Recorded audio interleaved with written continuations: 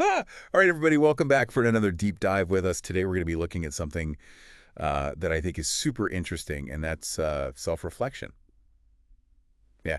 So, you know how understanding your past can really help you build a better future for yourself. And Yeah. I've got this piece called The Value of Self-Reflection, Learning from Your Past to Shape Your Future. And I got to say, this thing is just, Mm. it's chock full of insights about how, you know, Mm. looking back can actually help you move forward. I think one of the most interesting things about this is that it really emphasizes that it's an active process. Right. It's not just about like dwelling on the past and, Yeah.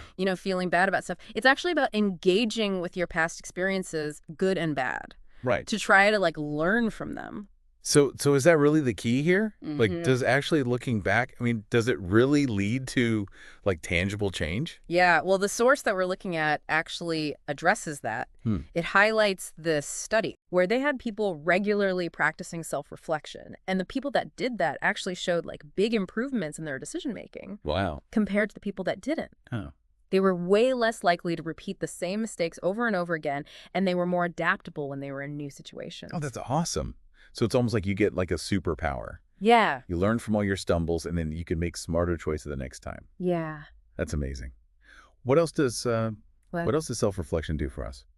So it's not just about avoiding the bad stuff, it's also about really deeply understanding yourself. Right. And the article talks about this idea called metacognition, Oh, yeah. which is basically thinking about how you think, Oh, wow. Yeah. which is kind of crazy, but self-reflection actually encourages that process of metacognition. And by doing that, it helps you become more aware of the way you think and your biases and like what your emotional triggers are. Right. Okay. So it's almost like you're holding up a mirror to your own mind. Yeah. And you go, aha.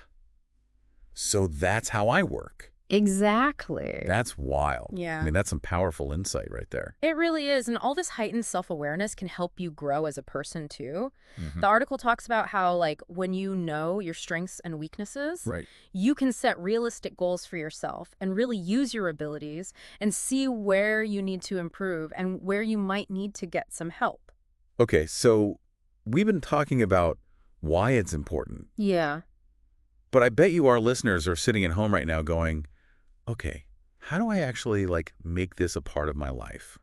Well, this source gives some really practical tips. Oh. Like it actually says you should schedule time for self-reflection. Oh, wow. Like even just a few minutes every day, just find a quiet spot, clear your mind, Yeah. and just ask yourself questions Yeah. like, what went well today? Yeah. What could I have done differently? What did I learn? I love that. Making it like a regular thing Yeah, instead of just hoping it happens.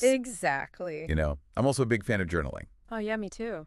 You know, it's amazing how getting those thoughts out of your head and onto paper can really help you process everything. Yeah, and you can actually track your progress Right. as you go. Over time.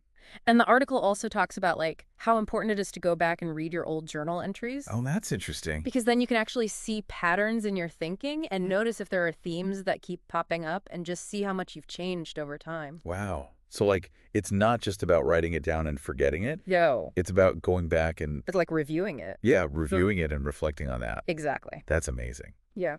So to wrap things up, I think we've learned that self-reflection is more than just, thinking about yourself. Right. It's a really powerful tool for growing Yeah. and learning and shaping a better future. And I think the biggest takeaway is that your past doesn't have to define you.